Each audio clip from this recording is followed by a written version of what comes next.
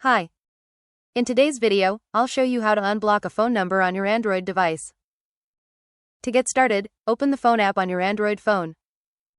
Tap the three-dot menu in the top right corner, then select Settings. Next, tap Blocked Numbers, Call Blocking, or Block List, depending on your device. You'll see a list of all the phone numbers you blocked. Find the number you want to unblock, then tap the X, Remove, or Unblock button next to it. Confirm your choice if prompted. Once the number has been removed from the blocked list, that person will be able to call and text you again. And that's it, you've successfully unblocked a phone number on your Android device.